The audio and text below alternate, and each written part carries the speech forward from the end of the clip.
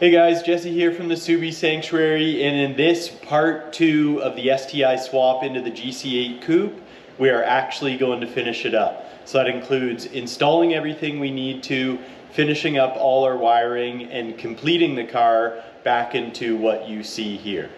With that being said, let's jump right to it. This is the first spot I've decided to try and convert. This is our GD wiper motor plug. There's lots of lead on it to get it where you actually need it to be. Our wiper motor goes there on the GDs. They're actually on the other side and under the cowl. First thing we got to do, we got the car on right now. We have a multimeter here. So with a multimeter, we are going to start to isolate some of the wires that we have. So right there, we have a solid 12 volts, which means right now I actually have the wiper motor turned on. I feel like if I go in and turn it off, which eventually I will get some assistance in doing that. And then we have a solid 12 volts there, and then a solid there. So this guy currently is nothing, and this is 12, 12, 12. Anyway, the idea is now I've got to go through my GC harness, and I've got to find the plug that actually plugs into the GC wiper motor. And then I've got to bench test the wiper motor to see which pins need power, ground, and then there's also going to be the intermittent for when the wipers need to go slower or a break in between. So that is what we're trying to isolate. This shouldn't be overly difficult. I haven't even begun to actually look up a wire diagram between the two, but this should be relatively simple. I do believe when you look at these pins in the GD one, which this cage should just pop up here, so the cage off, this will be how you actually go about removing the pins out of this, but we're going to actually, because this is so long, we're going to end up cutting this back anyway. But if you wanted to depin it for whatever reason, pop that cage off and then you can start to hit the tabs, pull the pins through. We don't really need to do that because these pins are not going to fit into the GC plug. So we're going to end up attaching them to the pins that go into the GC plug instead.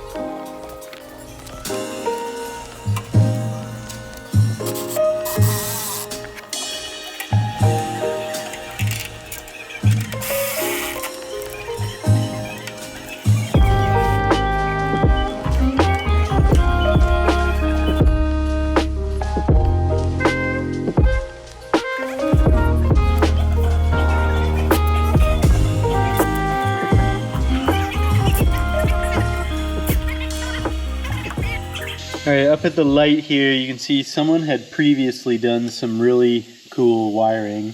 Otherwise, now I do have all the wires isolated for our conversion, so this should be pretty straightforward. Then down here from the original harness for the car, we have all the light plugs. Then we're gonna wire it up just like how it would have been originally, with a signal, marker, and then a marker on the fender there. So this should be pretty quick and painless. I'm gonna go ahead and do that, and we're gonna work our way into the car.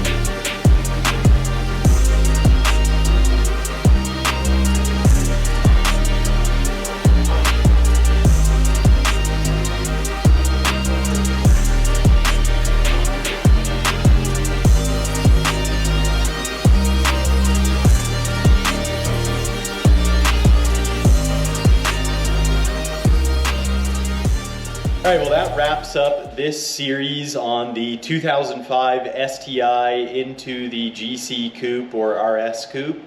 So overall this swap went well. In the end we were successful in completing our task. Challenges we ran into: the doors were a little tricky to figure out at first, but once you started to get one wire, then the next wire became just that much easier. We had a funny issue unrelated to us. Somebody had hooked up the window motor to the speaker in the door, so when we'd hit the window button, it would pop our speaker. So that was interesting. Overall, everything works. The central locks, central windows, we have our sunroof working, all of our lights working, so we can run independent fog lights as well. A slight challenge in fitting the dash. It fits really good up to the window profile, but as most of you know, if you've already done your research on this particular swap, you do know you get a little gap from the dash to the door jamb edge, which is pretty minor. You could fill it with foam or some plastic or something like that if the aesthetic doesn't do it for you as is. For the most part, in difficulty of this swap, I would say it's not horribly difficult, but it is incredibly complex. You really have to keep on top of staying organized in doing this and make sure you have all your swap lined up in preparation to do this, because it can get pretty frustrating when you get to a point that you're moving along and then you realize that you're missing a key component to go any further. We ran into a couple little issues like that going through this, but luckily for us, we have almost infinity parts here, so it was as easy as, you know, going into our stock and grabbing something to fill in the blank for the item that we were missing. So my final thoughts on this, I would say, in anyone considering to do this swap themselves or possibly bring it to a shop, I personally would most prefer and find the highest success rate in having the whole other donor car to start with. Because then you won't get into any scenario where you're missing any component or sensor or something like that. You will have 100% success rate if you use the whole other car to start with into your donor chassis. So overall for us, we had a lot more to do with this particular job than just the STI swap itself. As you saw in the beginning, the car came as basically a bare and stripped shell, to the point that it was missing glass. Some of the glass was actually put in incorrectly that was there, so we had to cut it out, reset it so we could get our window trims in. This took us a little over 160 hours and quite a bit on the parts side to fill in the blank, but again, we weren't going to put old ball joints, sway bar links, and tie rods in it. So stuff like that was kind of expected. As you have it all apart, it is a great idea to catch up on the maintenance with those things. Alright guys, hope you enjoyed this video. Till the next one, happy Subaruing and thanks for watching.